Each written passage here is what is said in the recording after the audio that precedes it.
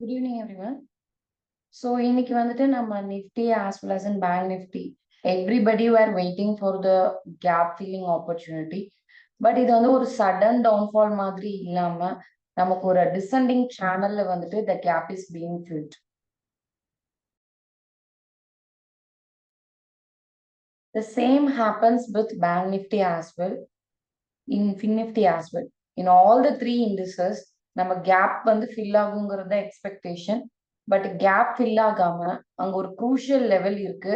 அதாவது இந்த round figure levels தான் நம்ம குரூஷியல் லெவல்னு சொல்றோம். ஸோ இந்த 47,500 இந்த லெவல்லையே வந்துட்டு it is consolidating for the past 2 days. So இந்த கேப் எப்போ ஃபில் ஆகுங்கிறது தான் தெரியல. மேபி இந்த அப்கமிங் டேஸ் இந்த கேப் வந்து ஃபில் ஆகலாம். ஃபின் நிஃப்டிலையும் இதே சினாரியோ. ஸோ இங்கேயுமே it is consolidating for so long இந்த கேப் ஃபில் ஆகுறதுக்காக. நிஃப்டிலையுமே வந்துட்டு ஒரு குரூஷியல் லெவல் இருக்கு. அந்த ரவுண்ட் ஃபிகர் லெவல் சொல்லுவோம் இல்லைங்களா? ஸோ 22,400 அந்த இடத்துல இருந்து it is bouncing back. So இந்த கேப் வந்துட்டு ஒரு டிசெண்டிங் சேனல்ல ஃபில் ஆகுது. ஸோ இதை நம்ம ட்ரேடிங் ஆப்பர்ச்சுனிட்டியை எடுக்க முடியுமான்னு தெரியல. ஏன்னா நம்ம வந்து டிசெண்டிங் சேனல்ல how can we trade? So unless and otherwise நம்ம ஜோன் ஹிட் அந்த மாதிரி இருந்தா வேணும்னா இந்த மாதிரி ஒரு டவுன்ஃபால் வரப்போ முன்னாடி ப்ராஃபிட் வந்திருக்கலாம். பட் இந்த ஒரு டிசெண்டிங் சேனல் மூவ்மெண்ட் நாளைக்கு கண்டினியூ ஆச்சுன்னா ப்ராப்பர் செட்டப் இல்லாம என்டர் ஆக முடியாது. ஸோ ஆப்ஷன் பையர்ஸ் எஸ்பெஷலி ரொம்ப கேர்ஃபுல்லா இருக்கணும். ஏன்னா டிகே நிறைய நடக்க வாய்ப்பு இருக்கு due to this consolidation.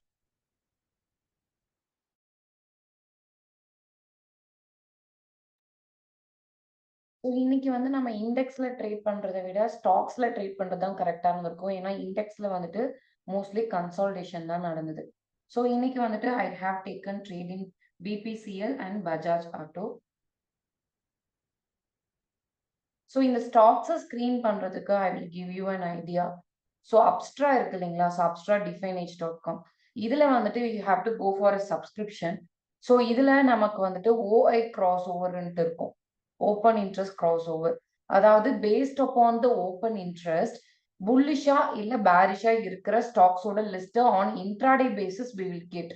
So என்னதான் நம்ம ஸ்கிரீனர் வச்சு ப்ரீவியஸ் டேவே ஃபில்டர் பண்ணா கூட அந்த பர்டிகுலர் டேல எந்தெந்த ஸ்டாக்ஸ்க்கு வந்து ஓப்பன் இன்ட்ரெஸ்ட், அதாவது கான்ட்ராக்ட் ஓப்பன் இன்ட்ரெஸ்ட்னா ஒன்றும் இல்லை, ஆக்டிவ் கான்ட்ராக்ட் தானே. ஸோ எந்தெந்த ஸ்டாக்ஸுக்கு வந்துட்டு அதிகமா கான்ட்ராக்ட்ஸ் வந்து பிளேஸ் பண்ணியிருக்காங்க on bullish side or bearish side, அது வந்து நமக்கு இதுல தெரியும். ஸோ இதுல இருந்து தான் நான் இந்த பிபிசிஎல் எடுத்தேன். So BPCL bullish.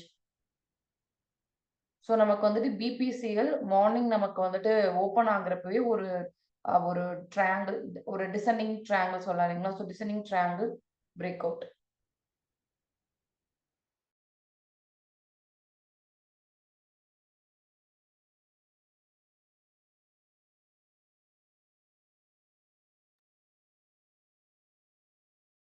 ஸோ இந்த பிரேக் அவுட் ட்ரேட்ல I have entered into a small trade. So இதில் அதிகமாக நான் ரிஸ்க் எடுக்கல. பிகாஸ் வந்து லாட் சைஸ் வந்து இந்த ட்ரேடுக்கு ரொம்ப அதிகம். ஸோ ஃபியூச்சர்ஸ் ஹெட்ஜிங் ட்ரை பண்ணேன். பிகாஸ் ஸ்ப்ரெட்ஸ் ஆப்ஷன்ஸை விட ஃபியூச்சர்ஸ் ஹெட்ஜ் பண்ணுறப்போ நமக்கு அந்த டிகே இருக்காதுங்கிறதுனால லாட் சைஸ் கொஞ்சம் அதிகமாக இருக்கு. நமக்கு ப்ராஃபிட்னாலும் அதிகமாக வரும், லாஸ்னாலும் அதிகமாக வரும். ஸோ ஃபியூச்சர்ஸ் ஹெட்ஜிங்கில் நமக்கு வந்துட்டு இந்த மாதிரி தான் ஆட் பண்ணணும். ஸோ ஃபியூச்சர்ஸை பை பண்ணணும், ஆப்ஷன்ஸை வந்துட்டு we have to hedge. So நான் buy put and buy futures ரெண்டும் பண்ணியிருக்கேன். ஸோ இதில் வந்து நான் ஏடிஎம் ஆக்சுவலி இந்த ட்ரேடுக்கு எடுக்கல. So I have gone for OTM only. But stop லாஸை வந்து நான் ஸ்ட்ரிக்டாக வச்சு மெயின்டைன் பண்ணிட்டேன். ஸோ ஒரு 590 580 இந்த மாதிரி ஓடிஎம் எடுக்கலாம். இது நம்ம மேக்ஸிமம் லாஸ் இதை பார்த்து பயந்துக்க வேணாம். It is definitely not for positional. கிளியரா இது இன்ட்ராடேன்னு தான் நம்ம முடிவு எடுத்துட்டோம் அப்படின்னா இந்த லாஸ் பார்த்து பயந்துக்க வேணாம். இன்ட்ராடே பேசிஸ்ல இந்த ஃபியூச்சர்ஸ் பொசிஷனுக்கு நம்ம ஸ்டாப் லாஸ் வச்சுட்டு ஒரு சின்ன லாஸ் லைக் 5,000 கூட லாஸ் இல்லாம இந்த ட்ரேட எடுக்கவே முடியாது. ஸோ 5,000 ஸ்டாப் லாஸ் அந்த மாதிரி வச்சுட்டு இதை எடுக்கலாம்.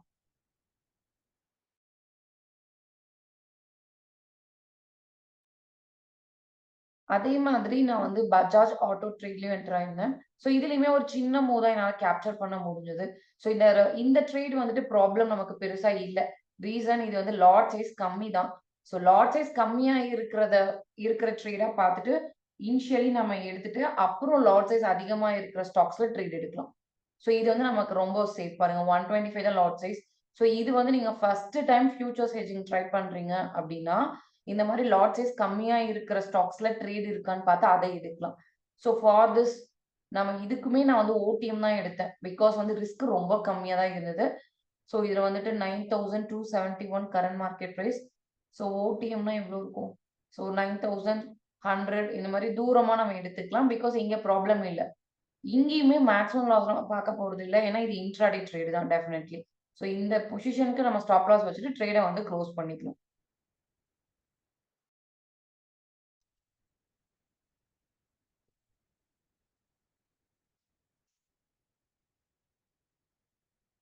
ஸோ இதுதான் நம்ம எடுத்த ட்ரேட்ஸ். ஸோ பஜாஜ் ஆட்டோ ட்ரேட்ல வந்துட்டு நம்ம வந்து ஃபியூச்சர்ஸ் பொசிஷனுக்கு 10,000 ப்ராஃபிட் வந்துருச்சு. ஆனா அந்த ஹெட்ஜ் பண்ணோம் இல்லைங்களா? ஸோ அதுல வந்து we have made loss. So hedge position even though it is OTM, அதுல வந்து நமக்கு கண்டிப்பா லாஸ் இருக்கும். பிபிசிஎல் நான் வந்துட்டு கொஞ்சம் ஐ மீன் லைக் ரொம்ப லாட் சைஸ் அதிகமா இருந்தா சீக்கிரம் வெளியே வரதான் பார்ப்பேன். ஸோ இது வந்து ஒரு ஷார்ட் ட்ரேட் தான். ஸோ இதுல வந்து அந்த ஓடிஎம்ல வந்து 2,000 rupees லாஸ். ஸோ இந்த ஹெச்டிஎஃப்சி லைஃப் இந்த ட்ரேட் வந்துட்டு ஆல்ரெடி ஐ ஹாவ் டேக்கன் இந்த ப்ரீவியஸ் ட்ரேடிங் டே. அது வந்து இன்னைக்கு ஸ்டாப் லாஸ் ஹிட் ஆயிடுச்சு. அதுல வந்து ஒரு 1,300 லாஸ். ஸோ இது இல்லாம ஸோ ஒரு சில ட்ரேட்ஸ் வந்து இன்னைக்கு வந்தது. பட் ஆல்ரெடி வந்து ஒரு நாளைக்கு 2 to 3 ட்ரேட்ஸ் தான் maximum I will take. So இன்னைக்கு அதிகமா எடுக்க கூடாதுங்கிறதுனால ஃபியூச்சர்ஸ் ஹெட்ஜிங் ட்ரை பண்ணாம I have trading equity segment. Tata consumer trade வந்து ஆஸ் பர் நான் உங்களுக்கு ஸ்கிரீனர் காமிச்சேன் இல்லைங்களா, அதுல வந்திருந்தது. செட்டப்பும் நல்லா இருந்தது.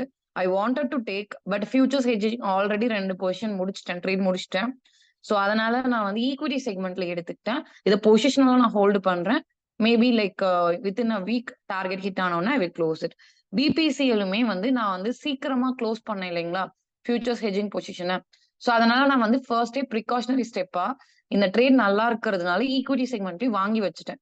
ஸோ தட் ஈவன் தோ அதை நான் இன்ட்ராடேக்கு எடுத்து க்ளோஸ் பண்ணாலும் பொசிஷனலா அது நல்லா இருக்குன்னு தோணுதுனால I am holding it in equity segment for swing trading as well. So that's all for today. Thank you.